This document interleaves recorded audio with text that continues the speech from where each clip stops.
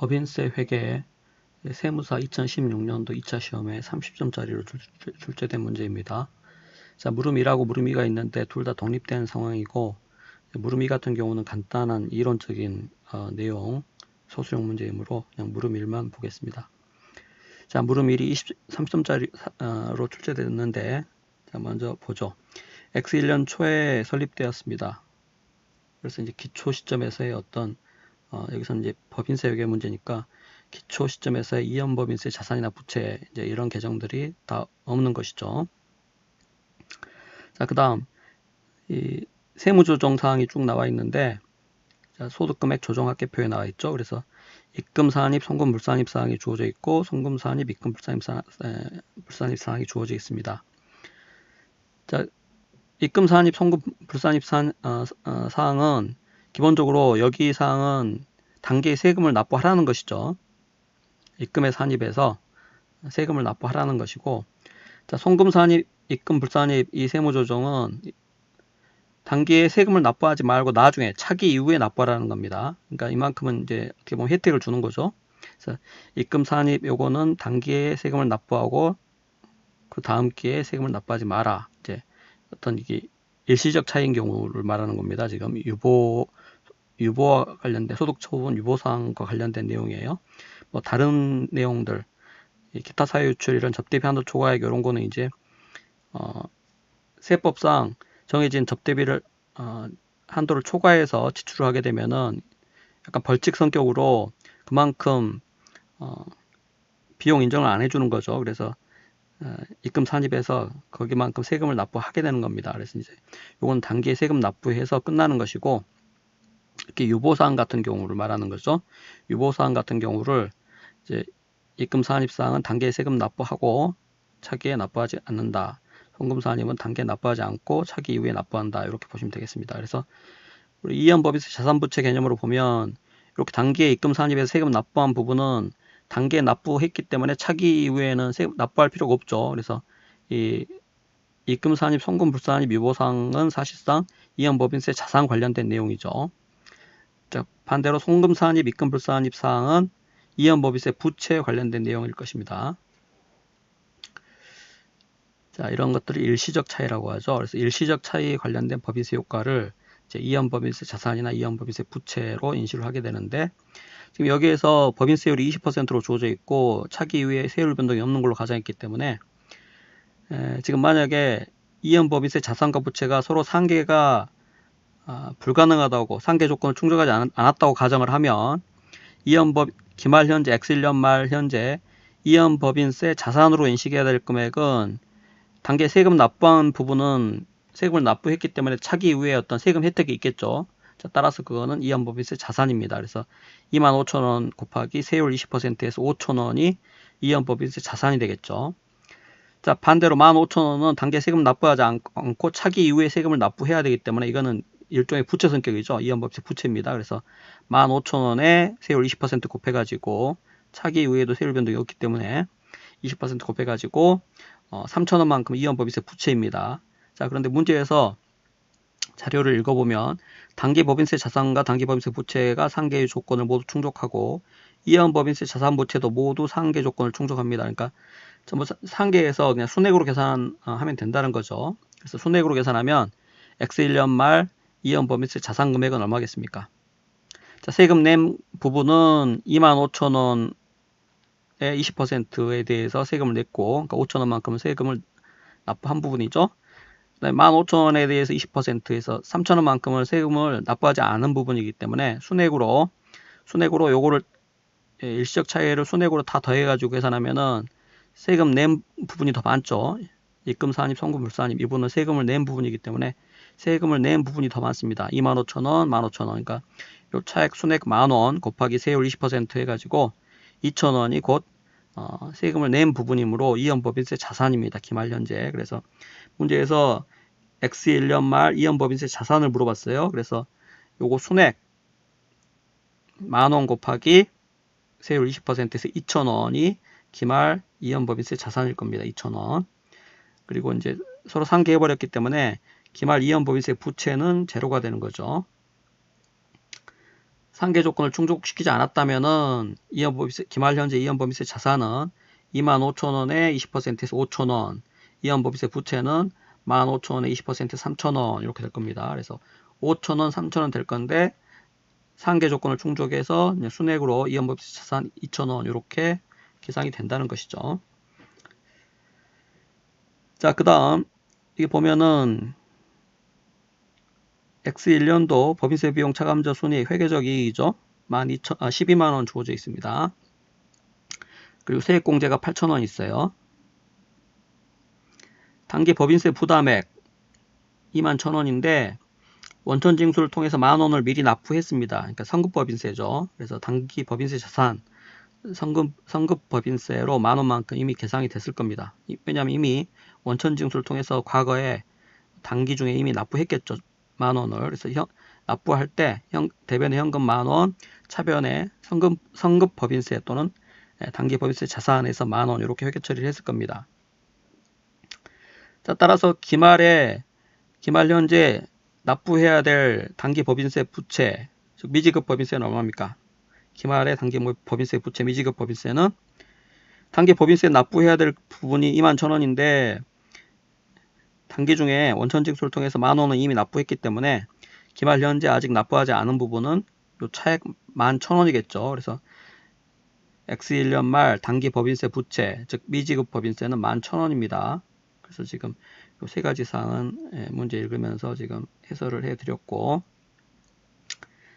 자, 그 다음 자료를 보면은 포괄 손익계산상 기타 포괄 손익 항목은 법인세 효과를 차감한 순액으로 표시를 한다고 주어져 있어요. 그러니까 일반적으로 이렇게 하죠. 순액으로. 그래서 법인세 효과 반영하기 전 기타 포괄 이익은 5,000원입니다. 그래서 여기 보면은 기타 포괄 손익 금융자산 평가 이익, 그러니까 기타 포괄 손익 공정가치 측정 금융자산 평가 이익이겠죠. 그래서 이제 5,000원 발생했는데 그 금액을 말하는 거죠.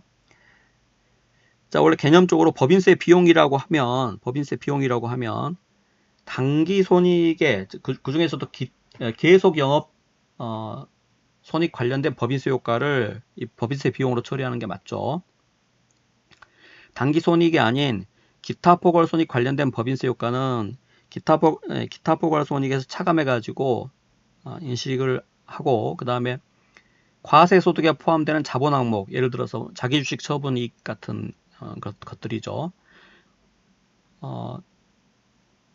법인세법 상으로서는 자기주식 처분 이익이 발생하면 거기에 대해 세금을 납부해야 됩니다. 자, 그렇지만은 우리가 이렇게 기업회계상으로는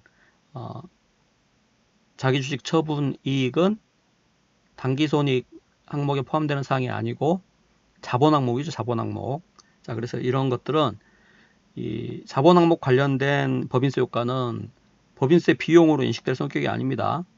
그래서 자본 항목에서 직접 차감을 합니다. 그래서 예를 들어서 자기주식 처분이익이 5,000원 발생했다. 그러면은 법인세율 20%라면은 실제 재무제표에 보고되는 자기주식 처분이익 금액은 5,000원에 세금 효과 20%를 차감한 후에 나머지 80% 그래서 4,000원만 자기주식 처분이익으로 이렇게 보고가 된다는 것이죠.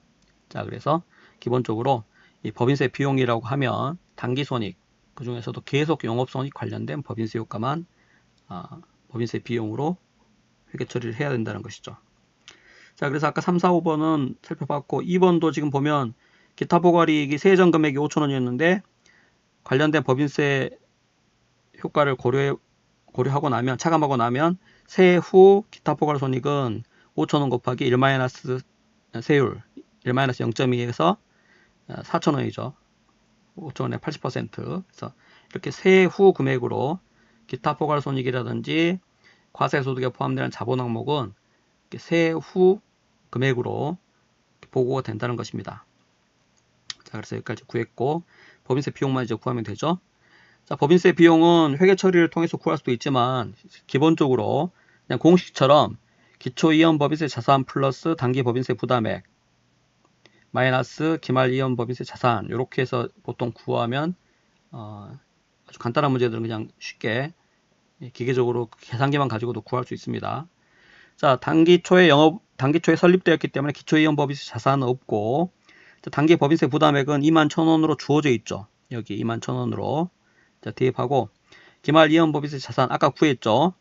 상계 조건을 충족했다고 했기 때문에 기말 이연 법인세 자산 2,000원이었습니다. 2,000원. 그래서 0 플러스 21,000 빼기 2,000 이렇게 하면은 일단 19,000원인데 주의하실 시점이 여기에서 이 기타 포괄 손익 금융자산 관련해서 이 유보사항이 있었는데 이 부분이죠. 요거 5,000원 이거 뺀 금액 입금 산입은 더했고 송금 산입은 뺐으니까 뺀 금액 이 금액입니다. 그래서 5,000원 곱하기 20% 이 부분은 사실상 기타 포괄 손익 관련된 법인세 효과죠.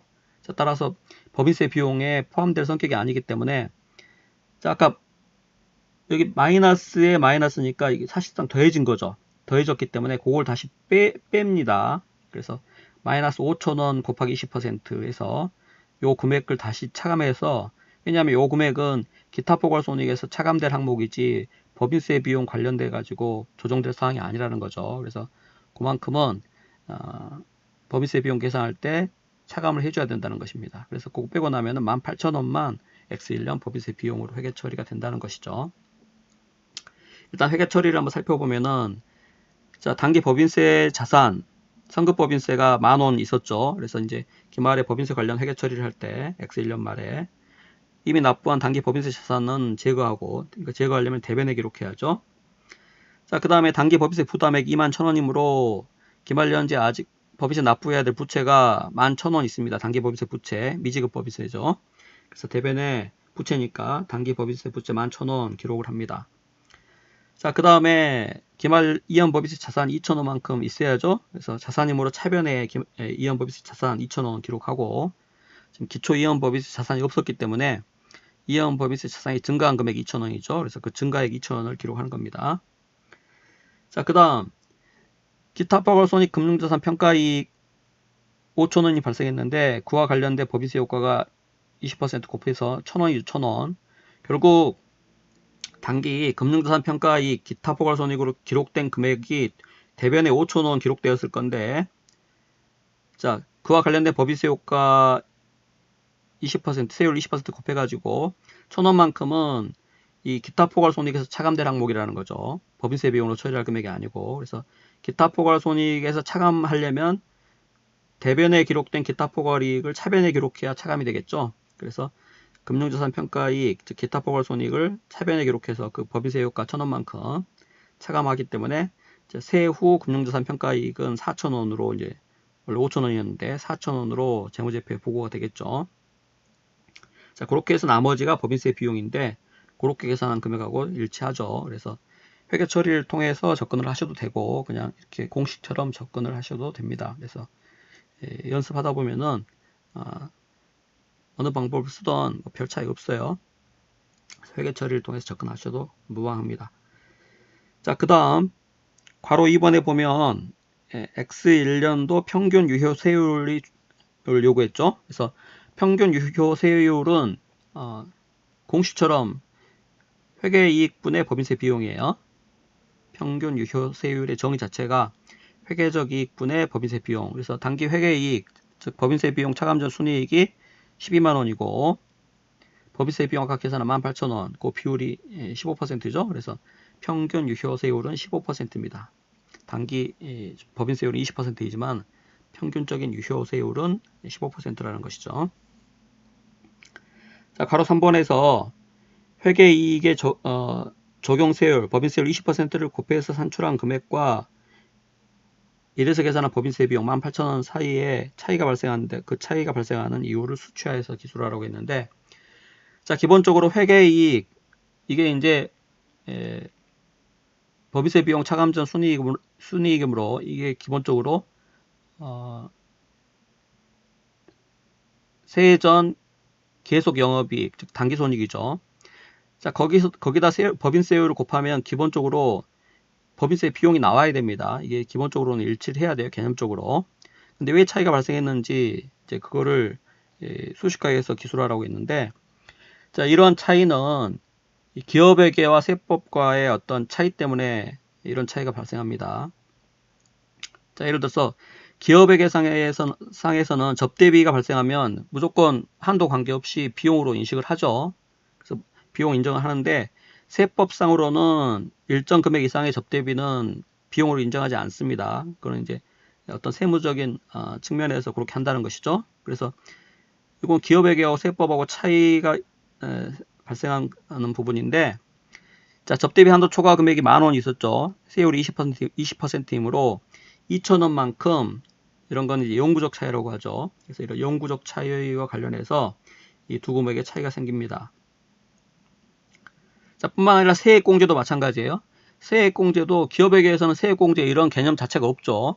그래서 세액공제는 세법에서만 적용되는 개념입니다. 그래서 이제 기업에게와 세법과의 어떤 차이점 때문에 이 두 금액의 차이가 생기는데, 영구적 차이, 즉 접대비 한도 초과 법인세 효과를 더하고 세액공제는 빼서 법인세 비용이 나온다는 거죠. 그래서 이 법인세 비용을 산출할 때 영구적 차이와 관련된 법인세 효과 요만큼은 그만큼 세금을 납부해야 되고, 세액공제는 그만큼 세금을 공제해 주므로 이걸 더하고 빼고 해서 법인세 비용이 산출된다는 것입니다.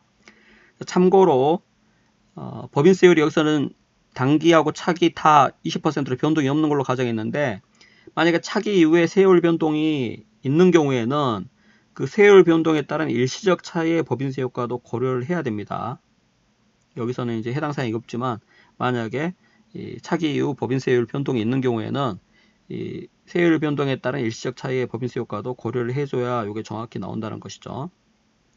왜냐하면 법인세 비용 계산할 때 이 기초이연법인세 자산과 부채, 기초이연법인세 자산과 기말이연법인세 자산을 이렇게 더하고 빼고 해가지고 구하기 때문에 이 단기하고 차기 이후에 이 세율이 달라지면은 그와 관련된 어떤 이 세금 효과가 달라지기 때문에 그것도 고려를 해야 이 두 가지 금액이 정확히 일치가 된다는 것입니다. 자, 그리고 참고로 아까 문제에서 주어진 X1년도 법인세 부담액, 단기 법인세 부담액이 21,000원 주어져 있는데, 그게 어떻게 계산되었는지 한번 그 내역을 한번 보기로 하겠습니다. 요거는 문제 풀이와 직접적으로 관계가 없을 수도 있지만은 전체적인 흐름을 이해를 하고 있어야 나중에 또 변형된 문제라든지 또 다른 문제들을 원활하게 풀 수가 있습니다. 그래서 이제 한번 살펴보죠. 자, 문제에서 법인세 비용 차감전 순이익, 즉 회계적이익이 12만원 주어져 있기 때문에 12만원을 기초로 해가지고 세무 조정을 하죠. 감가상각 부인액 2만원은 입금 산입에서, 그러니까 송금 불산입이죠. 그래서 세금을 단기 납부하고 그래서 가산했습니다. 그 대신 차기 이후에 납부하지 않도록 해주는 거죠. 그래서 일시적 차입니다. 유보. 제품 보증 충당 부채도 마찬가지예요. 단기에 납부하고 차기 이후에 납부하지 않습니다. 그래서 단기에 더하고 차기 이후에는 빼주는 거죠. 자, 접대비 한도 초과 10,000원은 단기에 한도 초과한 접대비만큼을 사실상 비용 인정을 하지 않고, 그만큼은 일종의 어떤 그 벌과금과 비슷한 벌칙 성격이죠. 그래서 그냥 단기에 이만큼에 대해서는 송금 인정하지 않고 세금을 납부하라는 것입니다. 차기 이후에는 유보 일시적 차이가 발생하지 않는 거죠. 자, 이런 것들을 영구적 차이라고 표현을 합니다. 자, 그 다음 미수 수익 10,000원은 단기 송금 산입했죠. 따라서 단기 세금 납부하지 않고 그 대신 유보했기 때문에 일시적 차이입니다. 차기 이후에 세금을 납부하라는 겁니다. 그래서 세금 납부하는 것은 그냥 플러스 금액, 납부하지 않는 것은 괄호 안에 이렇게 표시를 하는 거죠. 자, 그 다음 기타 포괄손익 금융자산 평가이익 5,000원을 가산했는데, 요거 기타죠. 이 기타 포괄손익 공정가치 측정 금융자산 관련해 가지고 평가이익이 발생하면 우리가 기업회계 사항으로는 요거는 당기손익에 포함될 성격이 아니죠. 기타 포괄이익이기 때문에. 자, 그래서 기타 포괄이익에 포함되어 있기 때문에 여기 법인세 비용 차감전 순이익 여기 안에는 포함되어 있지 않습니다. 자, 근데 요거 기초로 해서 법인세 세금 납부액을 계산하기 때문에 세법상 순자산이 증가하면은 무조건 입금 산입사항이죠. 그래서 여기에 단기손익에 포함되지 않기 때문에, 그러나 기타 포괄손익 발생하면서 자산이 증가했습니다. 순자산이 증가했기 때문에 일단 입금 산입사항이에요. 그래서 이제 가산해가지고 플러스해서 기타로 소득 처분한 겁니다. 자, 그렇지만 요거는 아직 실현이 되지 않았죠. 그냥 평가만 했기 때문에. 그래서 입금 산입했다가 다시 입금 불산입 유보 회계 처리를 소득 처분해 주는 거죠. 그래서 다시 차감해 가지고 차기 이후에 이게 이제 나중에 실현되거나 할 때 그때 세금을 납부하라는 겁니다. 그래서 입금 산입했다가 입금 불산입하고 이제 차기 이후에 세금을 납부하라는 것이죠. 자, 그렇게 해가지고 과세소득 후에 보면 X1년도 금액이 145000 나오고 법인세율 20%이므로 산출세액 29,000원 나옵니다. 자, 그런데 문제의 세액공제에 8,000원 주어져 있기 때문에 8,000원 뺀 나머지 금액이 단기 법인세 부담액 21,000원으로 나왔다는 거죠. 자, 그 다음 일시적 차이와 관련돼서는 이연법인세 자산이나 부채인데 여기서는 지금 상계 조건을 모두 충족한다고 했기 때문에 순액으로 계산하시면 되죠. 순액으로 하면 마이너스 10,000원이고 차기 이후의 세율이 변동이 없이 20%이므로 20% 적용해가지고 마이너스 2,000. 그러니까 차기 이후에 이만큼을 세금을 납부할 필요가 없다는 거죠. 그만큼 세금을 공제에서 혜택을 받을 수 있다는 것이기 때문에 그만큼은 이연법인세 자산입니다. 그래서 아까 X1년 말 이연법인세 자산 2,000원이었는데 요거 2,000원. 요게 이제 이렇게 일시적 차이와 관련돼 가지고 차기 이후의 세율 20% 곱해가지고 계산된 거죠. 자, 그래서 이제 이런 흐름을 통해 가지고 실제 법인세 회계 관련된 문제를 푸시면 되겠고, 참고로 기타 포괄손익, 금융자산 평가손익의 법인세 효과는 소멸 시점 미래의 법인세율로 계산된다고 했는데 이게 무슨 말이냐면 지금 여기서 기타 포괄손익, 금융자산 평가이익을 단기에는 입금 산입했다가 다시 입금 불산입했죠. 따라서 단기에는 이 기타 포괄손익 금융자산 평가 이익과 관련돼서는 세금 효과가 사실상 세금을 납부하지 않죠. 차기 이후에 세금을 납부하는 것이기 때문에. 그래서 기타 포괄손익 금융자산 평가 이익과 관련된 법인세 효과는 차기 이후의 세율, 즉 소멸 시점의 세율을 적용해 가지고 계산된다는 겁니다. 그 이야기예요. 주의하실 점이 자기 주식 처분이익 관련된 법인세 효과 같은 경우는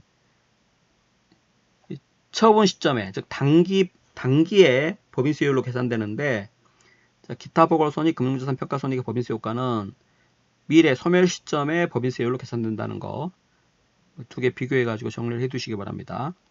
자기 주식 처분 손익의 법인세 효과는 처분 시점이 단기이기 때문에 단기에 처분했기 때문에 처분 손익이 발생했겠죠. 그래서 단기 처분 시점의 법인세율로 계산되는 반면에 기타 포괄손익, 금융자산 평가손익의 법인세 효과는 미래 소멸 시점의 법인세율을 적용한다는 거 주의하시기 바랍니다.